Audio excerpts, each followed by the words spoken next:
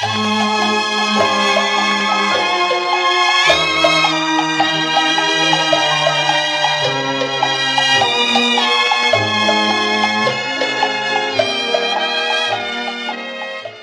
to the Old Time Radio Westerns. I'm your host, Andrew Rhynes, and I'm excited to bring you another episode absolutely free.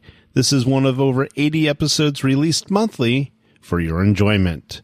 Now, let's get into this episode.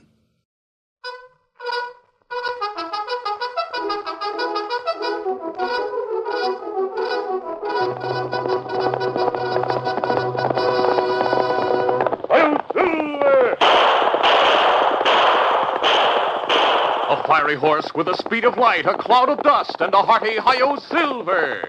The Lone Ranger.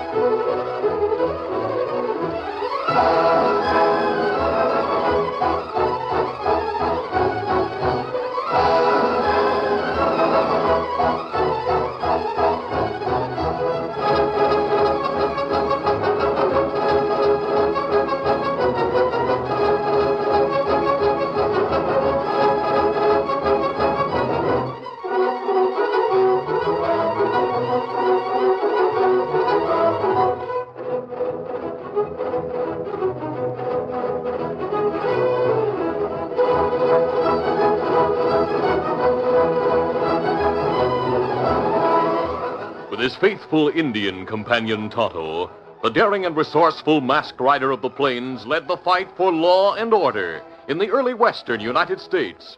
Nowhere in the pages of history can one find a greater champion of justice. Return with us now to those thrilling days of yesteryear.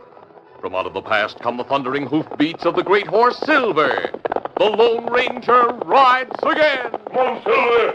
Let's go, big fellow! Hi-yo, Silver! Hooray!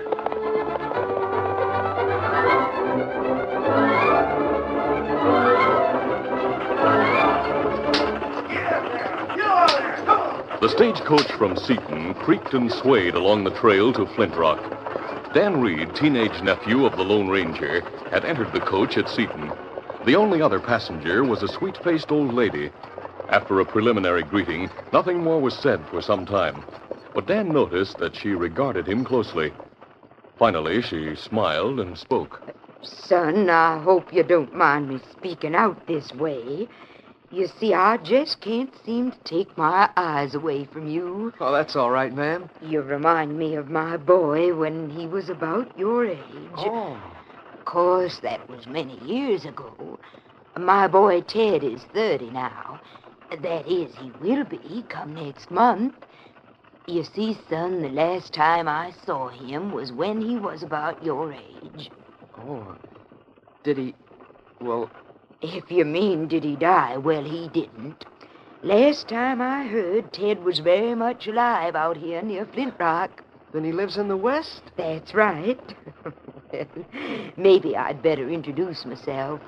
I'm Mrs. Radford. Glad to know you, ma'am. My name's Dan Reed. You seem like a very nice boy, Daniel. Do you live out here? Yes, sir. For the past few weeks, I've been living with friends near Flint Rock. Oh, then you must know Ted. I don't think I do, Mrs. Radford. But surely you've heard of his mine. His name is familiar, but I've never met him. Oh, I'm sure Ted is very well known out this way. Have you come far? All the way from Kentucky, Daniel. Ted came out here with his uncle. sort of ran away from us when he was 15 by persuading his uncle, my older brother, you see, to sneak him into the wagon train one night when they were leaving. Golly. Ted was a good boy, just sort of full of mischief and itching for excitement like all young boys. And did your son finally send for you to come out west? Well, no, he didn't, Daniel. He began writing a few years ago after his uncle died. It seems he had a chance to buy a mining claim, but he was kind of low on finances at the time, so I sent him most of our savings. My husband died a few years ago, just after I heard from Ted. I see. In his last letter, a couple of months ago, Ted said he was planning to have me come out to live with him before long. I decided to take the rest of my savings and come out now so's to surprise him. Gosh, I hope he's ready to have you with him. A place to stay and all that. Oh, Ted has a big house. He said so in his letters. I told all my neighbors about it. Oh. And when I get there, Dan, I want you to come to visit us. I'm sure Ted'll like you. Oh, thank you. We'll be in Flint Rock in a little while. After you get settled, I'll be glad to come and see you. Well, then we'll consider that a promise, so don't you forget. We'll be looking for you, Dan. Get over there! Come on! Get over there! Come on! Get over there! Come on!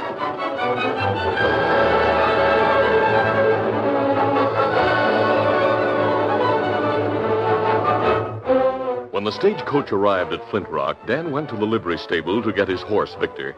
Then he rode into the hills where the Lone Ranger and Tonto were camped. Dan told them about the old lady on the stagecoach. You say she told you her son, Ted Radford, owns a big gold mine near Flint Rock? Oh, yes, sir. Of course, I don't know him. Kimasabi, that not good. What do you mean, Tonto? Tonto means that it isn't true. The only gold mine here is owned by Mr. Stacy, the banker. I happen to know Ted Radford is one of the foremen out at the mine. Oh, golly. What happened when Mrs. Radford arrived in town? Well, she went to the hotel until she can locate her son. Oh? Oh, gosh, she's sure going to be disappointed. I doubt that she has enough money to go back to Kentucky. Son not tell truth in letters, Kimasabi. That's right. I suppose Ted Radford was just trying to make his mother proud of him. Never thinking the old lady would decide to come out here. Golly, I hate to think how she'll feel when she finds out. I see that you liked her very much, Dan. Oh, yes, sir. She's a sweet old lady.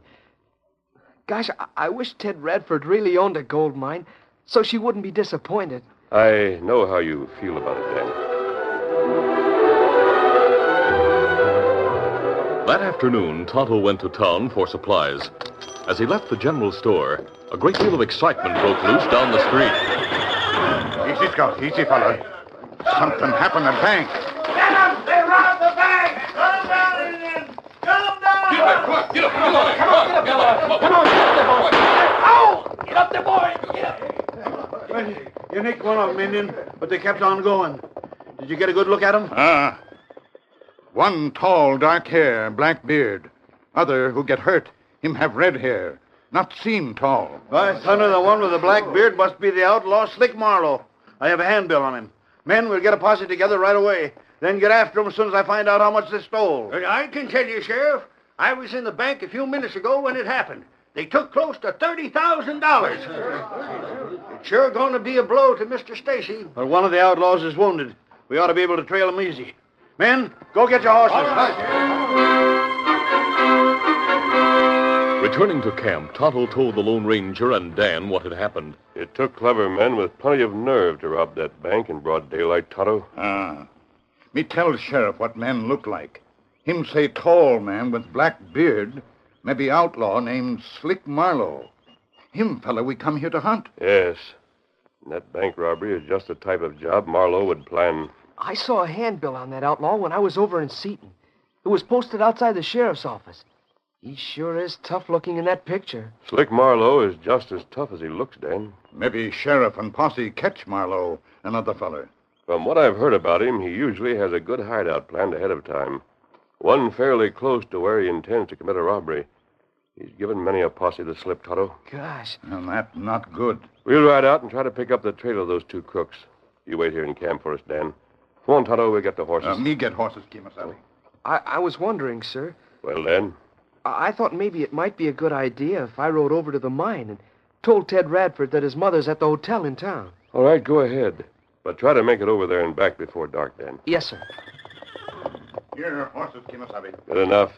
Well, we'll see you later, Dan. Easy, steady. Easy, Scout, easy, fella. Come on, settle there.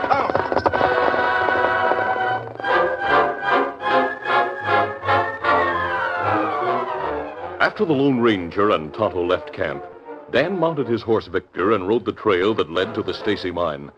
A short time later, the boy came to a point in the trail where it followed the course of a river for a short distance. Suddenly, the boy's attention was attracted to two riders some distance downstream who were heading up the riverbank toward the trail. Dan drew rein. Oh, Victor, oh, boy. Golly, those two men were riding downstream in the shallow water near the bank. It means they didn't want to leave any trail. Easy, Victor, steady, boy. They might hear us. I wonder if... One of them has a bandage on his head. Maybe they're the two outlaws who held up the bank in Flint Rock. I'll follow them and see where they go. Come on, Victor, come on.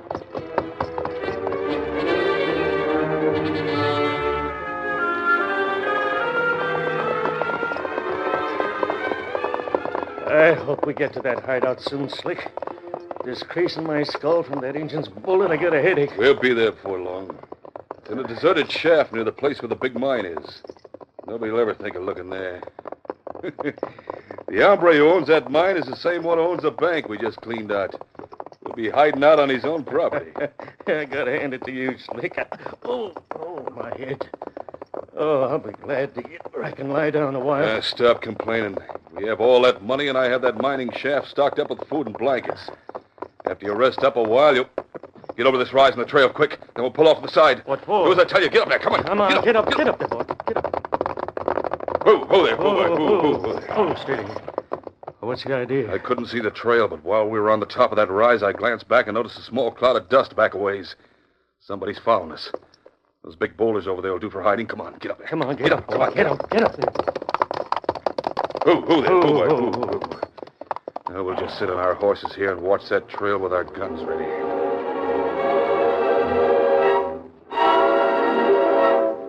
Slick and Les watched intently as Dan came into view over the rise in the trail. As the boy slowed his horse and looked at the ground, Slick spoke. Yeah, it's a boy. A smart one at that, Les. But Maverick is following our tracks. Why should a boy be following us? Maybe he's just out. Wait, look.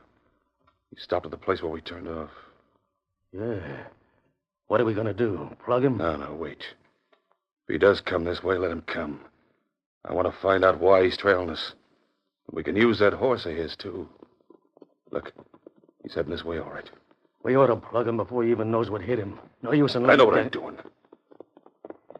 All right, youngster. Stop right where you are. We have you covered. Come on, Les. Get up there. Come on, get up there. Get up there, boy. Whoa there. Well, kid, who put you up to following us? Nobody. Hey, maybe he knows who we are. Too bad for him if he does. We're taking you with us, Button. You'll learn better than to snoop where you're not supposed to. Now get going. Come on, Victor. Come on. Get up there, boy. Get him.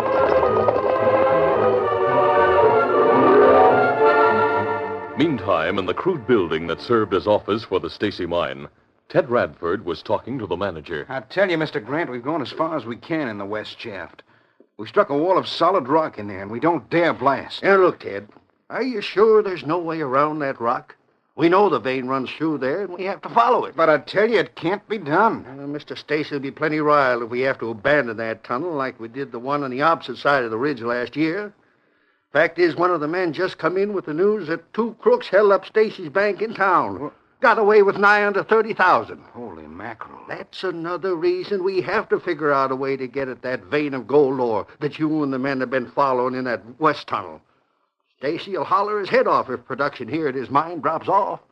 Hey, I have an idea, Mr. Grant. What is it? You spoke of a tunnel on the opposite side of the ridge that was deserted last year. Sure, I was but... thinking maybe I could inspect that and see if there's some way to break through to the west tunnel from there.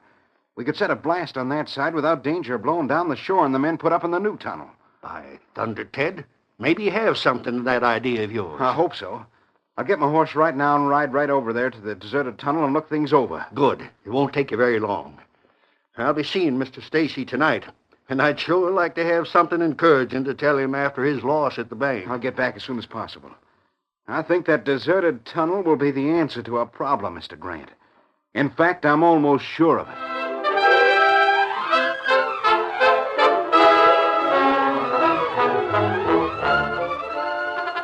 The curtain falls on the first act of our Lone Ranger adventure.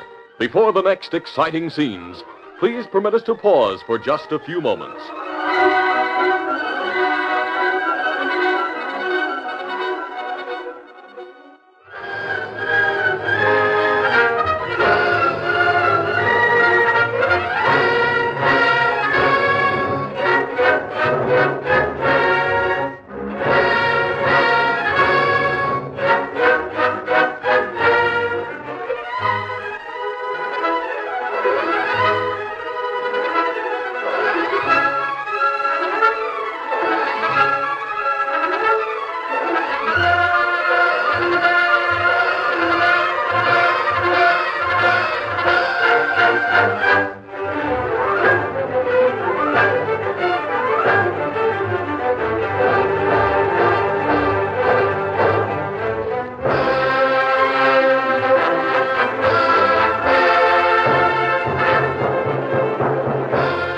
Now, to continue. Slick and Les, the two outlaws, took Dan Reed into the deserted mine tunnel, which they had furnished with supplies and bedding. They tied Dan hand and foot and put him on a blanket back in the tunnel. There, Button. Reckon you'll not get loose from those ropes very easy. Why do you have to tie me? I haven't done... Shut up. Listen, Slick, why don't we get rid of the boy right away? What do you want to keep him here for? Use your head, Les. I have more sense than to kill the maverick and leave his body lying around for somebody to find. We'll keep him here with us till we're ready to pull stakes. And we'll take him along for a distance till we're out of this territory. And we'll fill him with lead and leave him. Yeah, I guess you have the right idea at that. Just let me do the thinking for us both, and you aren't going to have any trouble with this. Yeah, but what about this Button? If he could pick up our trail so easy, maybe others can, too. Don't be so skittish. The boy just hit on our trail by accident. He saw us leave the river. Others will find your trail sooner or later. I told you to shut up. I'll gag you if you don't. Come on, Les. Let's get a breath of fresh air. All right. Reckon one of us ought to stay at the entrance anyhow to keep watch in case somebody does come along snooping. Yeah, the entrance is overgrown with bushes. If somebody finds our trail, there's no reason why they come up here. Hey, look. Sun's beginning to set. Soon it'll be too dark for anyone to do any trailing. Then we can take it easy. That air sure feels good. Kind of stuffy back in that shaft. Yeah. You know, I wonder... Hey, look, coming up the trail. He must be heading for here. Yeah, that trail doesn't go anywhere else. Get your gun handy. Right. We'll stay hid behind these bushes till he's plenty close. We'll act fast. Gonna gun him down? No. I want to find out if there's any others following him. Here he comes. Yeah, he's heading right for this tunnel, too. Stop right where you are, Mr. Reach. Oh. Come on, Les. Well, mister, you had a lot of nerve trailing us alone. Trailing you? Well, hey, you hombres must be the ones who held up the bank in town. You guessed it right. As if he didn't know already. Get off that horse and be quick about it. Looks like you got the upper hand. Easy. Now what? Take his gun, Les. Sure. Yeah, I have it. Bring his horse inside. Right. Now, mister, walk into the mine tunnel. Come on, boy. I have some Steady. questions to ask you. Come on. Reckon I have to. Put his horse with the others, Les. Come on, boy. That gives us 2 spares in case we need them. Well, I see you have things fixed comfortable like in here, even to having lanterns hung around. Who's that? You another outlaw, mister? Does it look like it? This hombre's holding a gun on me. Oh, then you trailed him here, too. Sure he did. But it's not going to do either of you any good. I didn't trail him here, son. I was coming here anyway to look over this tunnel. I'm from the mine across the ridge. Then you must know Ted Radford. That's a hot one. I am Ted Radford. But who are you? Why'd you ask me if I'm Dan Reed. I was coming to the mine to tell you your mother's in Flint Rock at the hotel. Well, this is turning out to be a nice little get-together. Wait a minute, mister. Did you say Mom's in town in Flint Rock? That's right. She thinks you own the mine and have a big house and all that. Oh, I was a fool to write stuff like that. I never thought Cut she'd the cabin. Les, bring some rope over here. Oh, sure, right away. Yeah, here's the rope. All right, while I keep him covered, you tie him up. Get busy. Yep. All right, hold steady now. I'll tie him so he can never get loose. Then you can question them all you want. I'll question him, all right. If he came here to look over this place like he said, others might come looking for him when he doesn't get back. We'll have to push on somewhere else at dawn. But we'll finish off these two and leave them right here.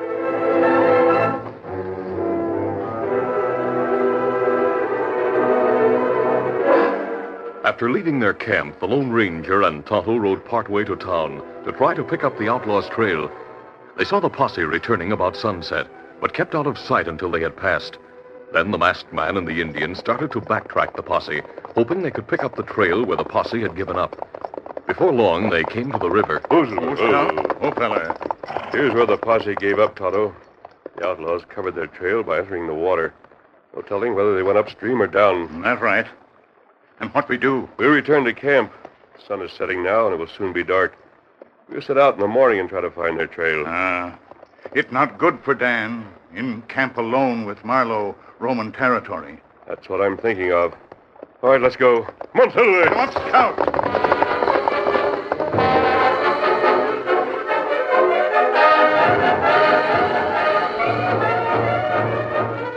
Darkness had fallen by the time Slick finished questioning Ted Radford, who was bound hand and foot and who lay on a blanket near Dan Reed.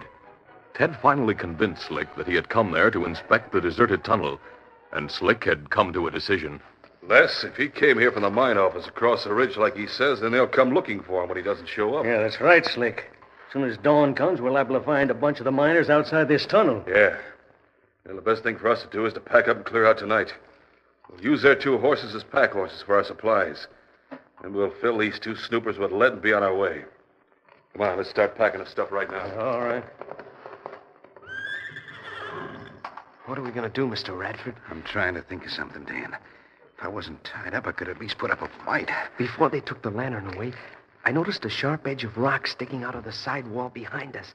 That's it, Dan. If I can work my way up to it, I can rub the rope against it until it cuts through. I'll try it. Moving inch by inch, Ted worked his way to the tunnel wall. Then, by struggling to his knees, he gradually pushed his way up against the wall until he was on his feet with his bound wrists against the jagged edge of rock. He worked patiently and persistently, rubbing the rope against the sharp rock, wincing as the stony knife cut into his wrists. Finally, he felt the rope give. There. The rope's cut through, Dan. My hands are free. I'll untie my ankles and I'll set you loose. Golly, I hope they don't come back yet. Yeah, now I can untie you. That did it. There. Gosh, I can hardly stand up. You'll be all right in a minute. Now what do we do? We'll lie down on the blankets again as if we're still tied. When they come back, I'll jump one of them and get his gun. What about the other one? I hope to take him by surprise. Hurry, lie down and hear them coming back. All right. Well, you two are ready to get away from here. It's a fine horse you got, Button. Using my own as a pack horse and riding yours. Don't waste time, Slick. Let's get this over with. All right, put the lantern down so we can see. Sure.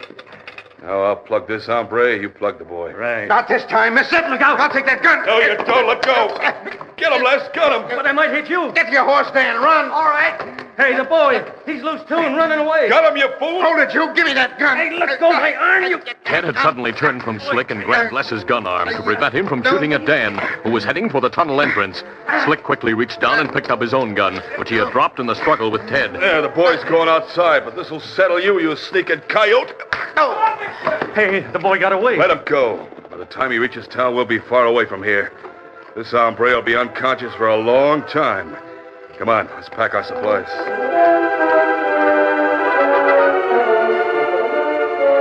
After escaping from the outlaws, Dan started for the nearest help he could think of, the men at the mine just around the ridge.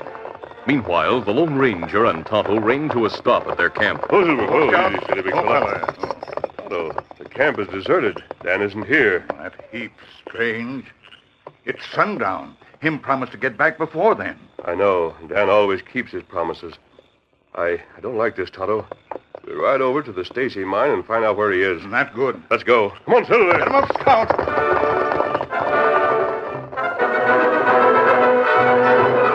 Later, as the Lone Ranger and Tonto rode along the regular trail to the Stacy mine, they neared the place where the outlaws had turned off. I was hoping we'd meet Dan coming back. It's not like Dan to... Oh, Scout, ho, fella. Silver, ho. What is it, Tonto? Someone coming along deserted trail that lead to old mine tunnel, Kimasabi, and him riding hard. Yes, we'll pull off the trail and wait. Come on, Come, Silver. Scout. Come, fella. Come. Oh, Silver. Oh, easy, Scout. Easy, Silver. Easy. Come on, Victor! Get Dan. Dan! Dan! Oh, Victor, ho! Come, Silver. Come, boy. Come, Scout. Come, fella. Oh, Silver. Oh, Scout, ho, fella. Oh. Dan, why are you coming from The that? bank robbers. They have Ted Radford. He saved my life and let me get away. They'll kill him. Where are they? The old mine tunnel. Get the miners, Dan. Yes, sir. Come on, Tonto. We go to that tunnel to help Ted. Come on, Silver. Get him up, Scout. Victor!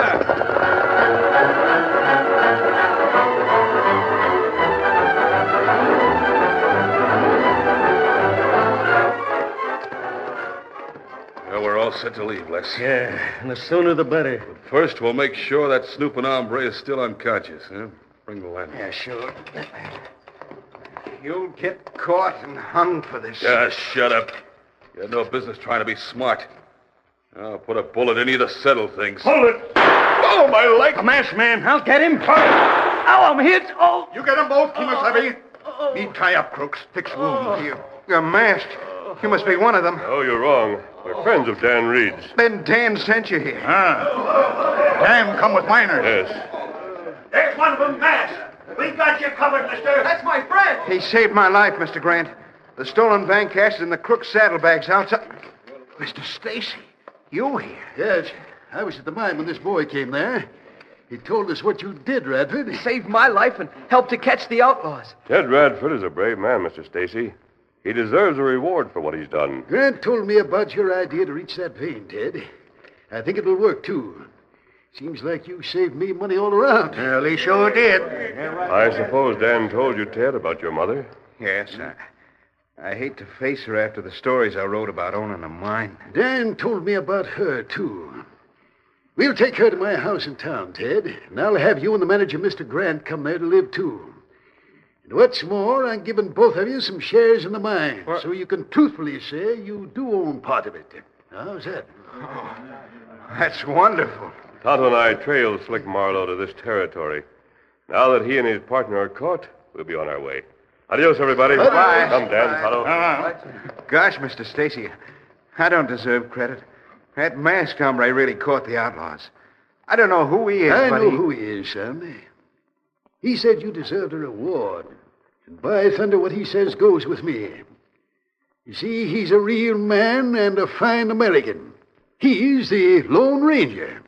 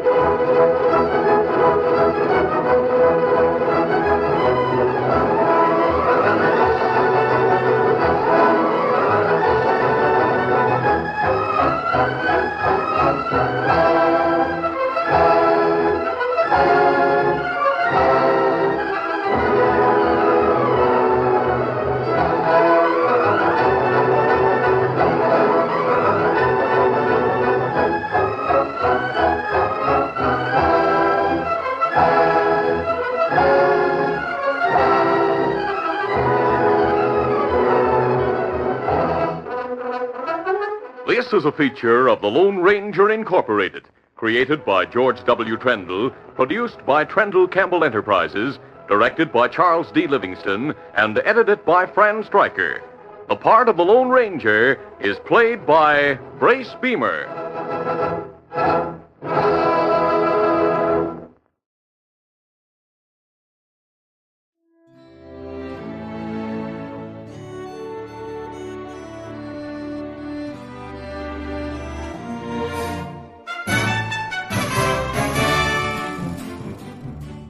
This has been a presentation of OTRWesterns.com, and we hope you enjoyed. Please take some time to like and rate this episode within your favorite podcast application. Follow us on Facebook by going to OTRWesterns.com/Facebook, and subscribe to our YouTube channel by going to OTRWesterns.com/YouTube. Become one of our ranch hands and unlock some exclusive content.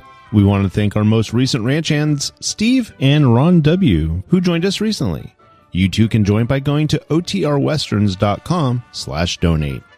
Send us an email, podcast@OTRWesterns.com, and you can call and leave us a voicemail, 707-986-8739. This episode is copyrighted under the attribution non-commercial share-alike copyright. For more information, go to OTRWesterns.com/copyright. Have a great day, and thanks for listening.